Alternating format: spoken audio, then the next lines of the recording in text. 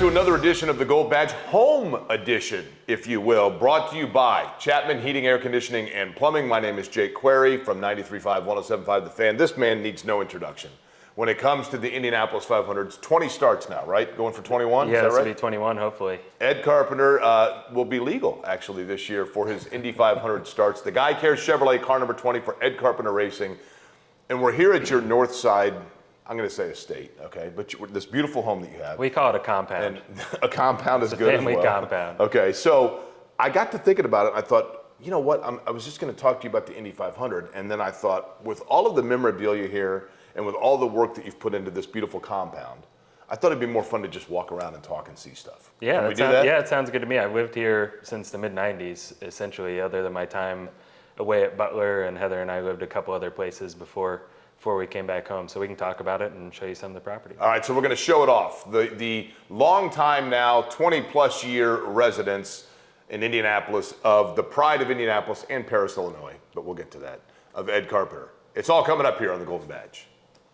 Okay, this kind of says it all. Ed Carpenter's man cave. Now, here's the thing, and I notice you have all the rings right here. We've seen other drivers that have it. Each year you get a ring, right? Correct, yeah, starter now, rings. What's interesting to me is, of all the stuff that you have in here, only probably 50% of it's racing related. You got kind of all kinds of sports in here, right? I feel like there's too much of me in here already. It's, and it says my man cave. It's really the boys. Cruz, our youngest. I actually just replaced the rim on that Papa shot a couple weeks ago because the one on there too much before. dunking? No, he took so many shots and bricks evidently that That's right. Like broke one of the supports.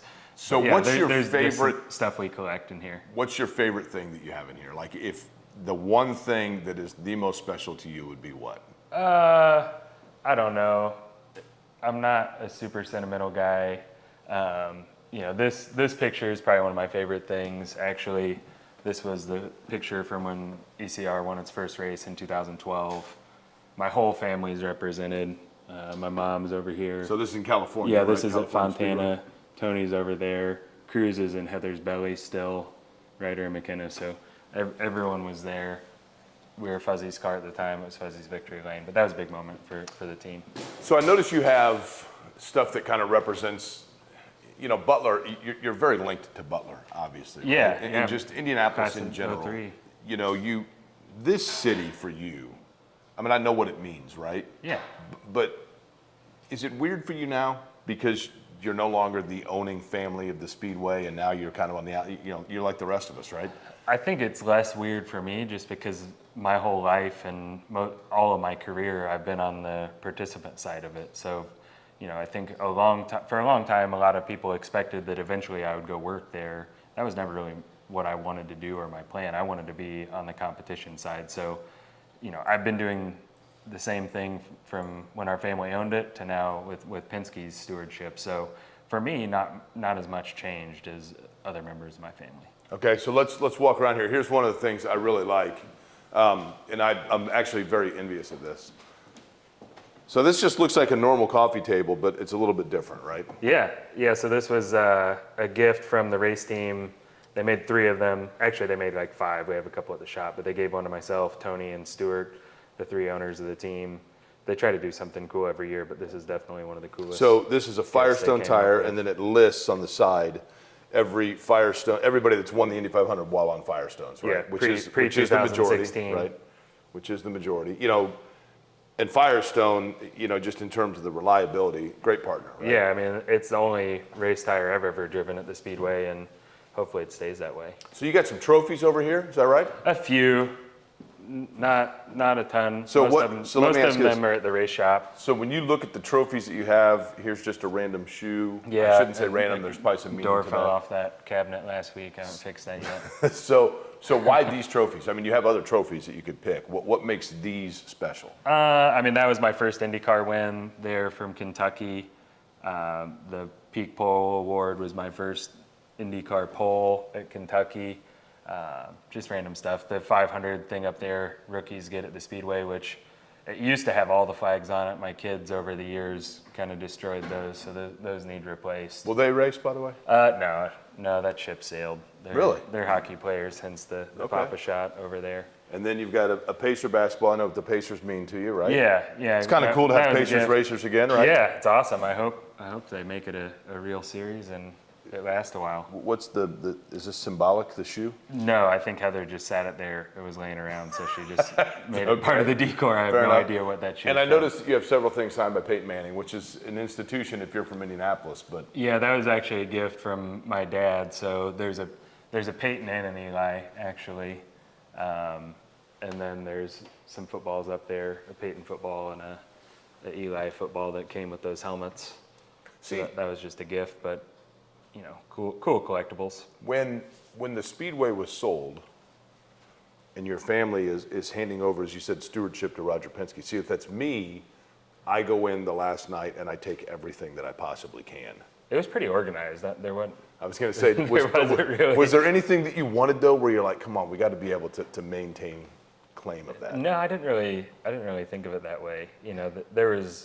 There were certain things that I think family did want. They split out some of the cars that were there weren't Speedway owned or Museum Foundation owned. They were family cars. So, some of that stuff got pulled out that was historical to the family before the sale. But for me, I've always felt like the Speedway belongs to everybody. I know how much you care about it. Sure. And, everyone that participates in it as a driver, team owner, media, everybody feels like it's part theirs, which is what makes it so special. So How soon before all that went down did you, obviously know about it? That was taking place for how long in the works?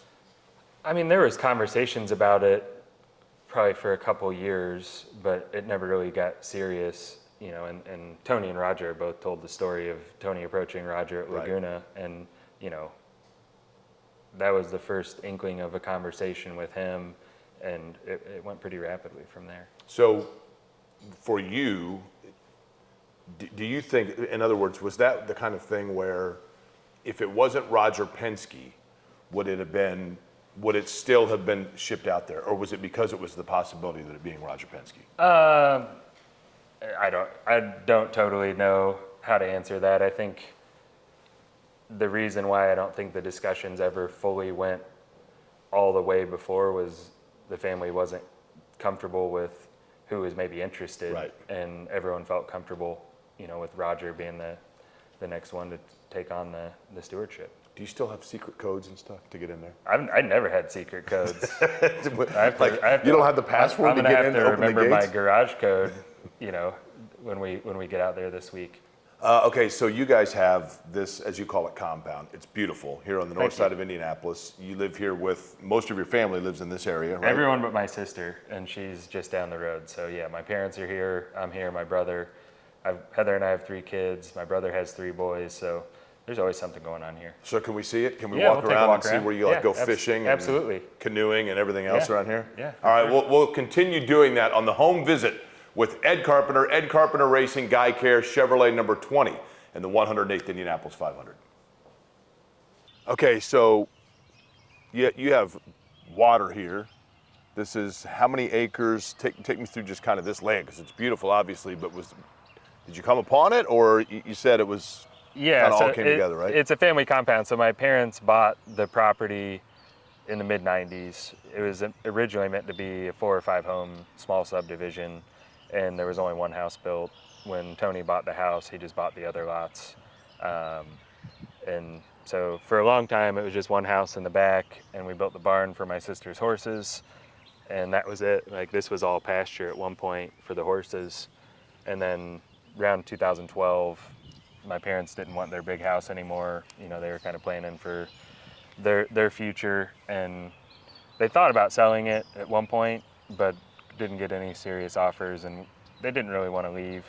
So we decided to kind of start over, and my parents built a new house up front. We built here, and my brother built a house right there. So if you come home too late at night, do you get in trouble? Because they know now, right? Well, that's why, obviously my parents had first choice of where to build, and they said they wanted to build up front. And I was like, why do you want to build up front, like by the road? And they're like, no, we don't want to have to drive by all your guys' crap, like kid stuff. And so they just stay up front. But yeah, Tony's office is like, he can see the gate, and even though I'm 43 years old, if I'm leaving at like 9:30 at night, he'll call me and be like, where are you going? What are you doing? So, but it's nice. You know, it works for our family. I don't know that it will work for everybody, but you know, it's great. It's great for the kids. I noticed that we have an observer here. I don't know if you can see it or not, but you got a duck that's just hanging out over there. A couple of Canada geese, it looks like, but then there's there's a couple duck. geese. There's 3 ducks over there. One of them's permanent. Gary. He's not. I wouldn't say he's tame. He's like a wild duck, but he lives here year round. He never leaves. He gets Gary's fed. how old? I think 3 or 4. I can't remember. My mom got a duck for each grandchild several years ago, and the circle of life got all of them but Gary. He's a survivor. Where does Gary go in the wintertime? So there's, like, you can see that little structure over there. That was a chicken coop at one point in time. No chickens anymore, but I don't know totally where he hangs out, but that's where he gets fed, so he may sleep in there. Okay. I knew nothing about the wintertime dwelling of ducks, right? Yeah. Okay, so then around here, do you ever go in the water, and do you have a paddle boat you take out? We do have some kayaks. There's one over there under the old treehouse. The boys will fish out of the kayak. My nephew Tony loves to fish, and my youngest son Cruz, so they fish a ton. I've been in mostly by accident a couple times, but mostly it just gets used for fishing. You know, when you think about, Ed, the just day-to-day life for you, I mean, you're owning a team, you're trying to get cars up to speed, whether it be at Indy in the month of May or the rest of the season.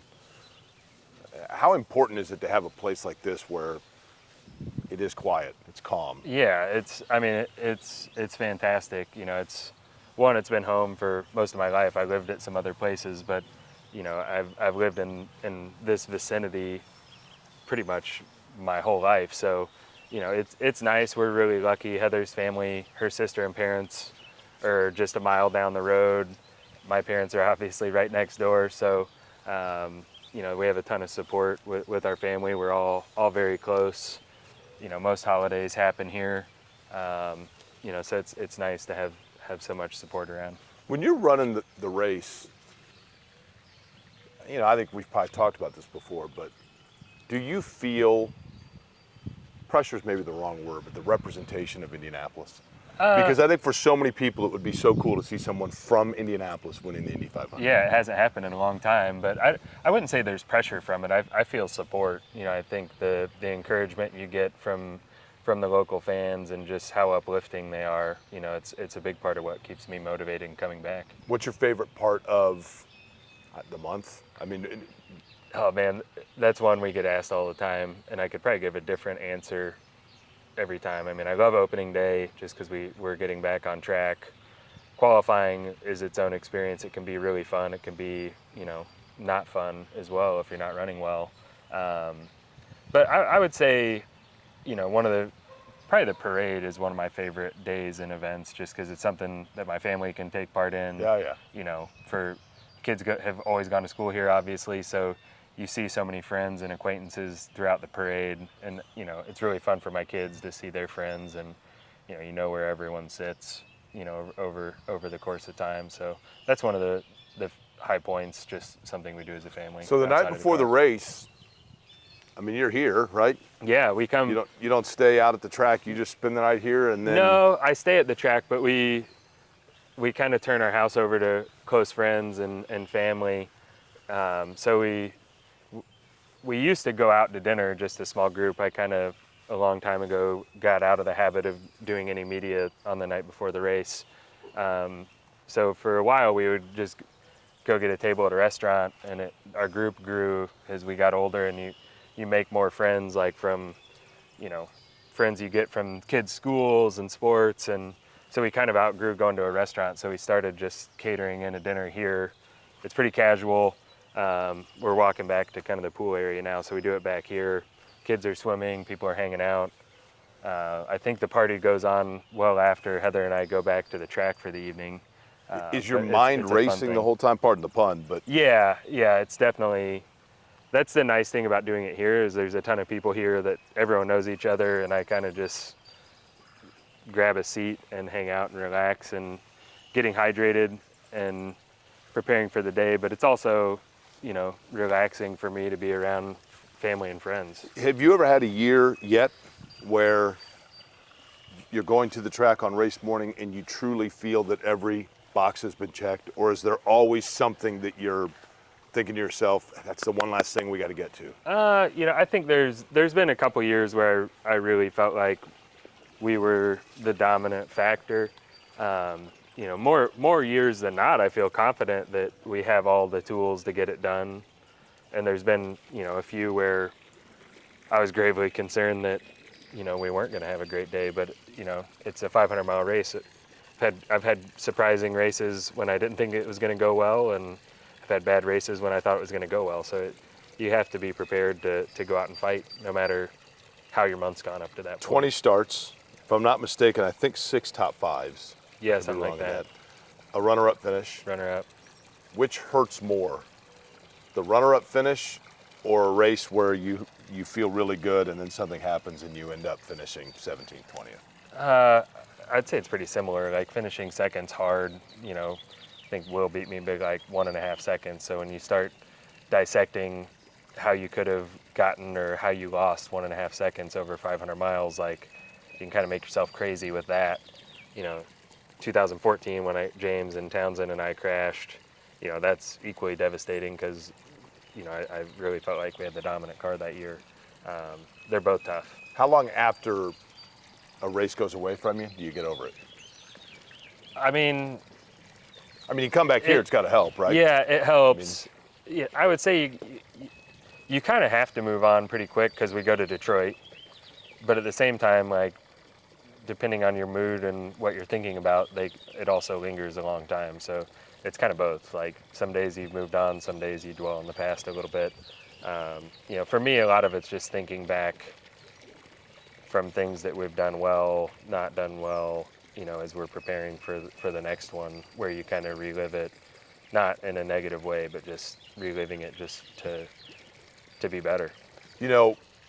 No matter what happens, Gary doesn't care, right? No, Gary, yeah, he has no clue what I do. I don't think. Your family doesn't care, right? No, that's what matters the most. Yeah, they love me either way. But you obviously have been a focal point for 20 years at this race. Your family's been an epicenter of news with this track for, obviously going back to the 40s, right? Yeah. Tell me something about Ed Carpenter or your family that you're surprised has never been asked about and that you've never actually divulged and you're kind of surprised that nobody knows it. Yeah, that's a hard-hitting, tough question. I don't know. I think we're obviously a unique family, but I would say we're about as normal as it gets. We still spend every holiday together. We have in the summertime we have a ton of meals here together. We're just a really, really close family that enjoys being together. And that includes Tony George, of course. Yep. That includes your sister, right? Mm-hmm. Yourself, and then obviously how many kids and grandkids did you say? Yeah. So my brother, he's got 4. He has 3. I have 3, and my sister has 2. So we're up to 8 grandkids now. All right. So it's always my parents busy here, are right? up to 8 grandkids. Yeah, it's always busy. Literally, and I've got 2 nieces that live close by. So this is kind of where we're standing. This is the spot. Like every day in the summer, spring, summer, when I get home from work, pretty much just come back here and there's someone hanging out. Somebody to hang out with, huh? Yeah. And Gary. All right. Okay, Ed Carpenter, Guy Care, car number 20 for Ed Carpenter Chevrolet, and that is just one of a couple of cars that you're going to have in the field, right? Yeah, correct. Myself, Renus, and Christian Rasmussen. Christian Rasmussen, the rookie, and Renus VK, who is a perennial front row starter, right? Yeah, he's all but one time so far. So we'll keep our eye on all of them. A trio of cars for Ed Carpenter, and then after the race, I'm sure they'll be back here enjoying it and maybe enjoying some milk with that. Gary would like milk. This has been a home visit of the Golden Badge with Ed Carpenter, and you're watching it courtesy of Chapman Heating, Air Conditioning, and Plumbing, 93.5 and 107.5 The Fan.